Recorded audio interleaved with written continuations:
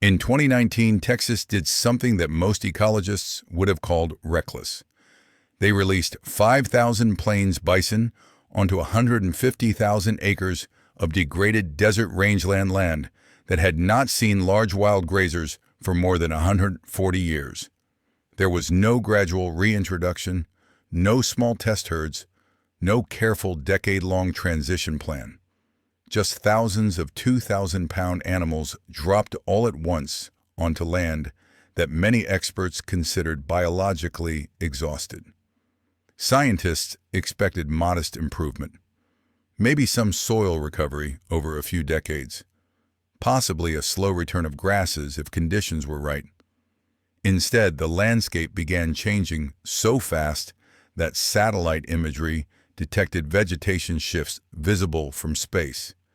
And then everything escalated. To understand why this shocked ecologists, you need to understand what this land used to be and what it became. The Texas Panhandle was once part of the shortgrass prairie, one of the most productive grassland ecosystems on Earth. Before European settlement, millions of bison moved across these plains in massive herds, shaping the land through grazing, trampling, and migration. The ecosystem evolved around them for thousands of years. That ended in the late 1800s. As cattle ranching expanded, bison were exterminated. By 1900, they were functionally gone from Texas. Cattle replaced them, and the ecosystem began to unravel. Cattle graze selectively. They eat the most nutritious grasses and avoid tougher species. Over time, this removes native plants and gives invasive shrubs an advantage. In the Texas Panhandle, mesquite trees spread aggressively across land that had once been open prairie. Grass cover declined. Soil eroded. Water ran off instead of soaking in. The water table dropped year after year. By 2010, much of the region had transitioned from prairie to semi-arid scrubland, barely capable of sustaining the cattle operations using it. This is where most restoration projects fail. Conventional ecological thinking says degraded land recovers slowly. You seed native grasses. You fence areas. You control grazing. You wait 10 to 20 years for modest improvement if everything goes right. That's not what Texas did. Instead of micromanaging recovery, they reintroduced the species that had originally created the system, bison. And they did it at scale. Within the first month, the bison spread across the entire 150,000 acres. They didn't graze selectively like cattle. They ate everything: native plants, invasive plants, shrubs, seedlings. To ranchers watching nearby, it looked like total destruction. But what looked like devastation was actually disturbance, and disturbance is the engine of grassland ecosystems. Bison don't just eat. They trample, wallow, and move constantly. Their hooves break hard-packed soil crust. Their bodies carve depressions into the ground. Their grazing resets plant competition instead of reinforcing it. This is the part ecologists underestimated. Native prairie grasses evolved deep root systems precisely to survive intense grazing and trampling. Invasive species like mesquite did not. When bison returned, they weren't just feeding, they were selectively destroying everything that didn't belong there. Within a single year, mesquite cover dropped by up to 30% in areas with heavy bison activity. Not through chemical removal, not through machinery, just by bison eating seedlings and preventing reproduction. That alone would have cost millions of dollars to replicate manually. But this was only the beginning. Because bison don't just remove bad plants, they prepare the land for what comes next. Each bison produces roughly 50 pounds of dung per day. Multiply that by 5,000 animals, and you get 250,000 pounds of natural fertilizer spread daily across the landscape. Soil samples taken before reintroduction showed severely depleted organic matter. Decades of erosion had stripped nutrients away. The bison changed that instantly. Then came the behavior no one fully accounted for: wallowing. Bison roll in the dirt to cool off and deter insects, creating depressions about 10 feet wide and 2 feet deep. Thousands of these wallows appeared across the land, transforming the hydrology almost overnight. Instead of rain running off, hardened soil water pooled, soaked in, and stayed. Seeds that had been buried and dormant for decades suddenly had moisture, and they responded. What ecologists thought they were looking at in Texas was dead land. In reality, it was land in suspended animation. Decades of overgrazing and erosion had stripped away vegetation, compacted the soil, and turned once porous ground into a hard water-repelling surface. Rainfall didn't infiltrate, it ran off. Seeds didn't germinate. They waited. Soil tests taken before the bison arrived showed extremely low organic matter, often below 1%, a level at which most plants struggle to survive. The land wasn't just dry, it was biologically shut down. Then the bison changed the physics. The first surprise came from soil compaction data. By the end of the first year, researchers measured a 40% decrease in soil compaction across large portions of the range. This made no sense on paper. 5,000 animals weighing nearly a ton each should compact soil further, not loosen it. But bison don't move like cattle. Cattle follow paths. They cluster around water sources. They repeatedly step on the same ground. Bison roam continuously and randomly. Their hooves break surface crust instead of polishing it. Their wallowing behavior churns. Soil introduces air pockets and disrupts compaction layers. Instead of compressing the land, the bison re-aerated it. Those thousands of wallows, each a shallow basin carved into the prairie, became micro-reservoirs. When rain fell, water pooled instead of running off. It soaked in slowly. Moisture stayed in the soil longer. And that's when something extraordinary happened. Plants began appearing that nobody planted. Within 6 months, rare native species that hadn't been recorded in the area for 50 years were documented growing in and around bison wallows. By the end of the first growing season, entire patches of land were sprouting grasses ecologists believed would need active reseeding programs to return. They were wrong. Prairie grass seeds can remain dormant in soil for over a century.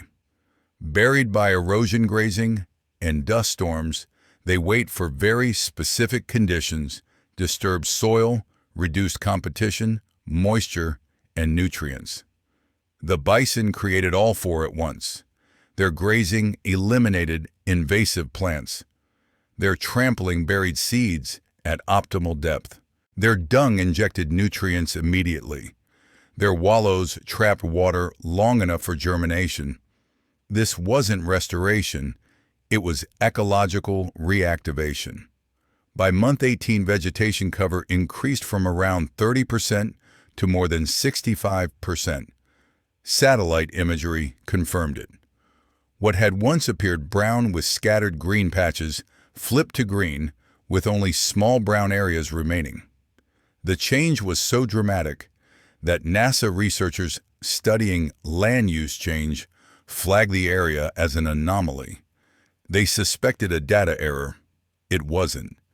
The ecosystem was recovering faster than existing models allowed. And unlike traditional restoration, this wasn't a monoculture comeback.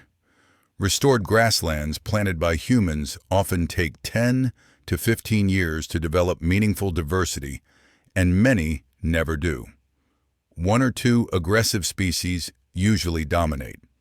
Here, dozens of native species returned simultaneously: blue grama, buffalo grass, side oats grama. Species that define healthy prairie systems were emerging across the landscape without human intervention. The reason was timing.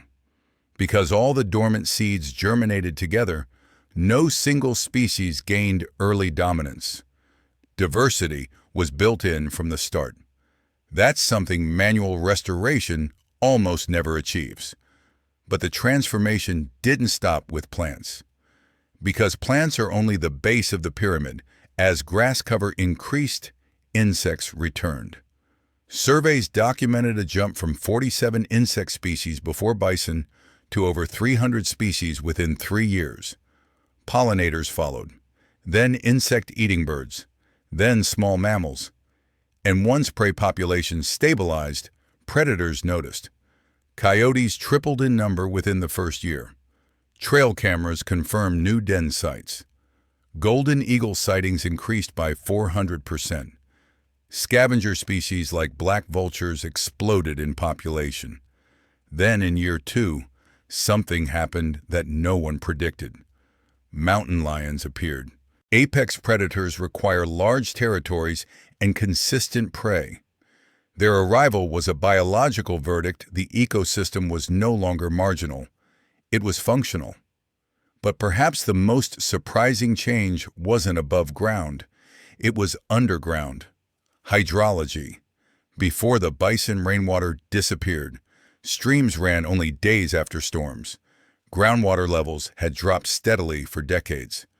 After 2 years with bison monitoring, wells showed water table increases of up to 3.5 feet. This contradicted expectations. 5,000 bison drink enormous amounts of water. Scientists expected depletion. Instead, infiltration beat consumption. Native grasses shade soil, reducing evaporation. Their deep roots, often extending 6 to 10 feet underground, create channels that guide water downward. Organic matter acts like a sponge.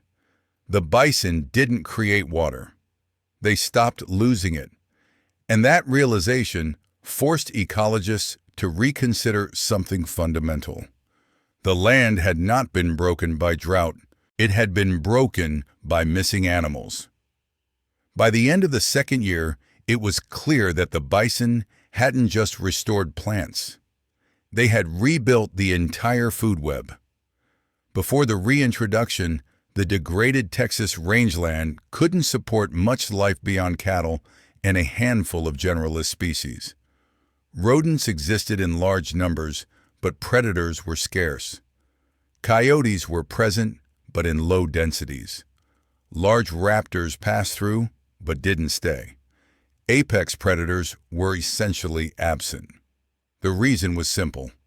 A broken ecosystem cannot support the energy demands of a complete food chain. That changed almost immediately once the bison arrived. 5,000 large herbivores meant calves. Bison calves are born in spring and roughly 10% do not survive to adulthood. That translated to around 500 carcasses per year, a massive, continuous food source that had not existed on this landscape for more than a century. Scavengers were the first to respond. Black vultures appeared in numbers never recorded in the area before. Golden eagle sightings increased by 4 times as confirmed by long-term bird monitoring programs. These weren't just flyovers. Eagles were hunting, feeding, and nesting. Then came the coyotes. Within the first year, coyote populations tripled. Trail cameras documented new den sites across areas that had previously been avoided. Coyotes fed on bison calves, scavenged carcasses, and preyed heavily on rodents. This mattered more than it sounds. Rodent populations had exploded during decades of degradation. Prairie dogs, ground squirrels, and rabbits were overgrazing young grass shoots, preventing recovery. Without predators, their numbers remained unchecked. The returning predators changed that balance. Rodent pressure dropped. Young grasses survived. Plant establishment accelerated. This is the essence of a trophic cascade: changes at the top, of the food web reshape everything below.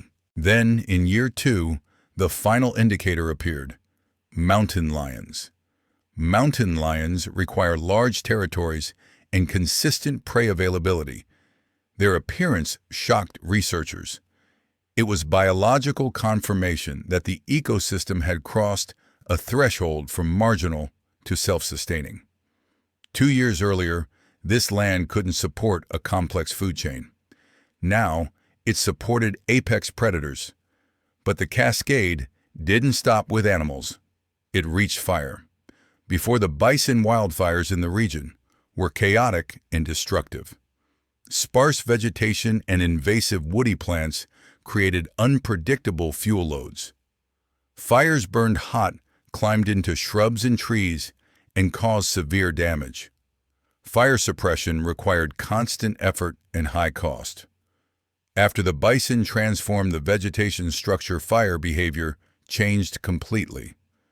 Grassland fires are different. They burn hot and fast, but stay close to the ground.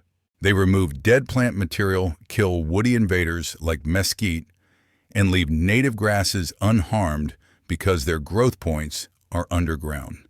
This is the fire regime prairie ecosystems evolved with. By year 3, land managers began using prescribed burns, intentionally burning tens of thousands of acres with bison present. One burn alone covered 30,000 acres. The result was counterintuitive. Burned areas recovered faster than unburned ones. Within days, bison moved directly into recently burned zones. New grass growth after fire is highly nutritious, and bison instinctively targeted. Their intense grazing prevented any single species from dominating post-fire regrowth. This solved a common restoration problem. In many managed grasslands, fire is followed by explosive growth of 1 or 2 aggressive species, reducing diversity. The bison stopped that from happening by grazing everything equally. Fire and grazing locked into a feedback loop. Fire cleared old growth and woody plants. Bison grazed new growth intensely. Diversity was maintained. Fuel loads stayed balanced. The system reset itself. Then researchers looked at something else: carbon. Before the bison, the degraded land was a net carbon source. With minimal vegetation and low soil, organic matter erosion and decomposition released more carbon than the land absorbed. That flipped. Soil carbon measurements taken 2 years after reintroduction showed a 40% increase in carbon content in the top 12 inches of soil. The number was so unexpected that scientists repeated sampling multiple times to confirm it. It was real. Native prairie grasses have root systems extending 6 to 10 feet underground. When those roots grow, die and decompose, carbon is stored in soil for decades or centuries. The explosion of native grass growth meant an explosion of underground carbon storage. Researchers estimated that the 150,000 acres with bison were sequestering roughly 75,000 tons of carbon per year. That's equivalent to removing about 16,000 cars from the road annually. And this wasn't a climate project. No carbon credits, no machinery, no fertilizers, just animals doing what they evolved to do. At this point, ecologists had to confront an uncomfortable truth. The land hadn't needed careful management, it had needed the right disturbance regime. And bison provided it. To understand why the Texas Bison Project shocked ecologists, you have to compare it to how land restoration is normally done. Most grassland restoration projects follow a careful, controlled script. First, invasive plants are removed mechanically or chemically. Then native grasses are seeded, often at great expense. Grazing is tightly regulated, usually with cattle, to avoid overuse. Predators are discouraged to protect livestock. Every variable is monitored. Every outcome is managed. The timeline is long. Even successful projects typically take 10 to 20 years to establish stable plant communities. Many never achieve true biodiversity. Some fail entirely when funding runs out or management intensity drops. The Texas project ignored almost every one of those rules.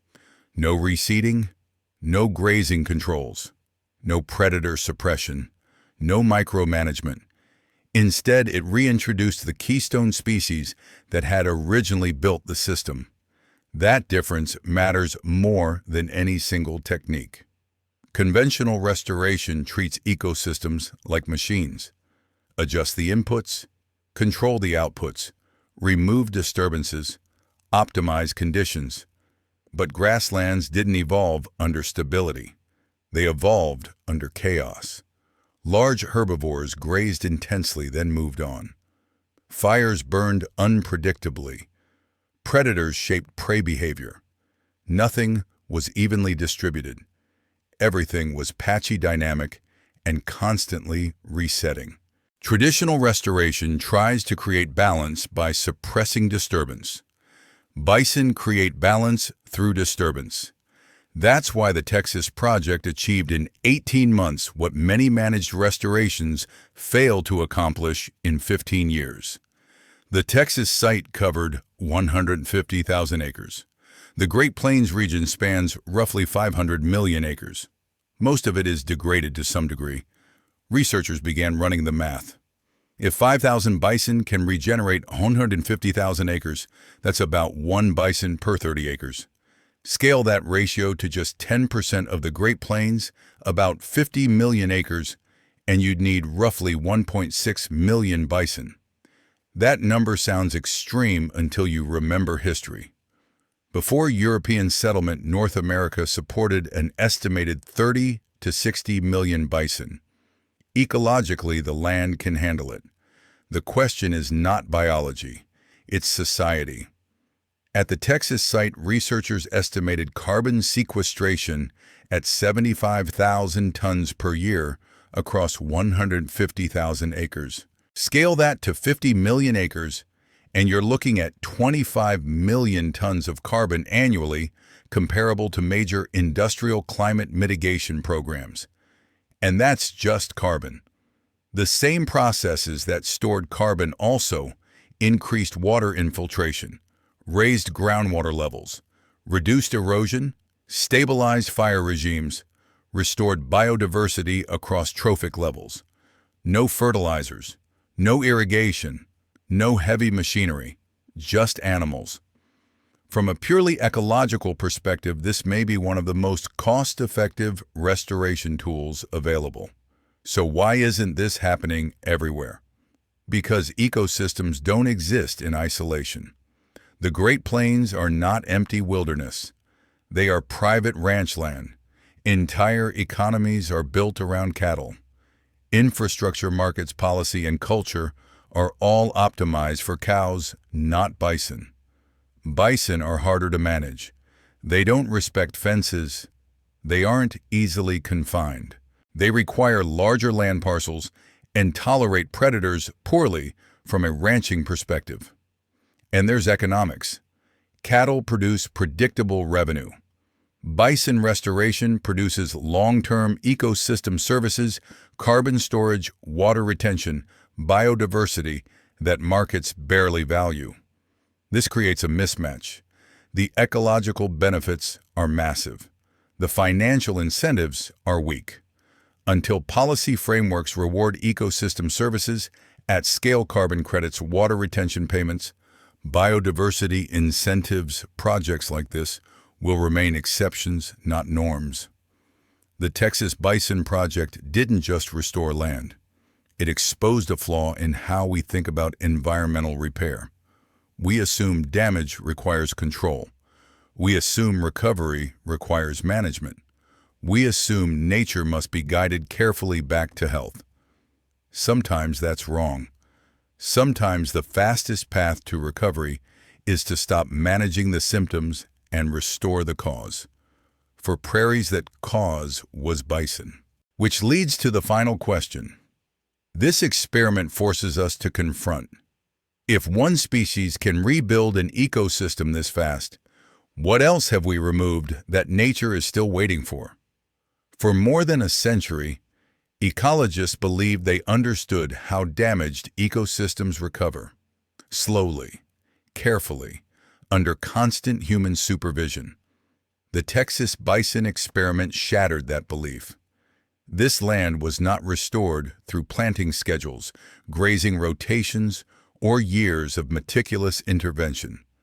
It recovered because the species that once shaped it was allowed to return and behave naturally. That distinction matters. What happened in Texas wasn't just a successful conservation project. It was a proof of concept that many landscapes we consider degraded beyond repair are not broken at all. They are incomplete. Modern environmental restoration often treats nature like a fragile patient. Reduce stress, minimize disturbance, control every variable, intervene gently and constantly. But prairie ecosystems didn't evolve under gentle conditions. They evolved under pressure. Millions of bison moved across the land in massive herds. They grazed intensely trampled soil, created wallows, fertilized the ground, attracted predators, and moved on. Fire followed, then regrowth, then grazing again. That cycle wasn't destructive. It was regenerative. When bison disappeared, that cycle collapsed. Humans tried to replace it with management plans, but no spreadsheet can replicate a living disturbance regime. The Texas project worked because it didn't try to imitate nature. It reinstalled it. If degraded land can recover this fast, then many of our assumptions are wrong. We assume restoration must be slow. We assume damage is permanent. We assume human control is required. The bison disproved all three. In less than 2 years, vegetation cover more than doubled. Soil carbon increased by 40%. Water tables rose instead of falling. Native biodiversity exploded. Apex predators returned. Fire regimes stabilized naturally. No fertilizer trucks. No reseeding campaigns. No erosion control machinery.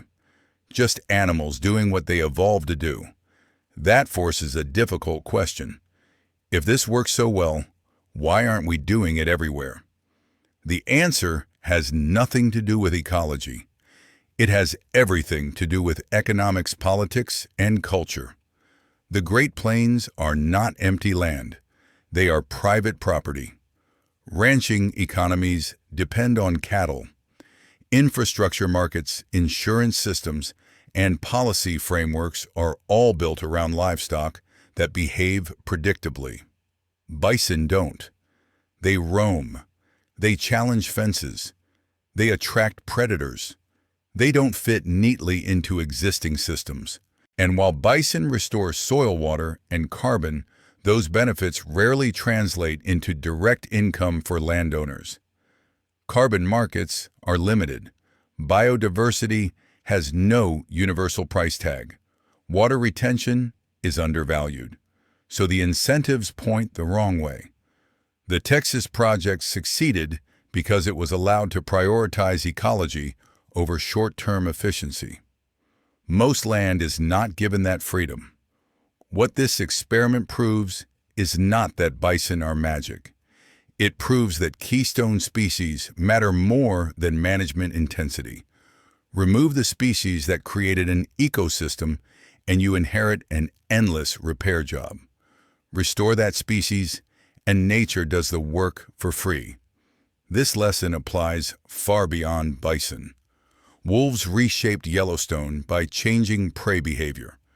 Beavers rebuild wetlands by altering hydrology. Elephants engineer savannas by knocking down trees. In each case, ecosystems didn't need help. They needed their architects back. The Texas Bison Project offers a radically different vision for environmental repair. Instead of asking, how do we fix this land? It asks, what did this land lose? That shift changes everything, because it suggests that many landscapes are not waiting for technology funding or decades of management. They are waiting for permission. Permission to be disturbed. Permission to burn. Permission to be trampled. Permission to function the way they evolved to function. For over a century, humans believed they had to manage nature carefully to keep it alive. In Texas, the land recovered fastest when humans did the opposite. They stepped back. They released the animals, and they let chaos do its job. The bison didn't just survive in the desert, they remembered it.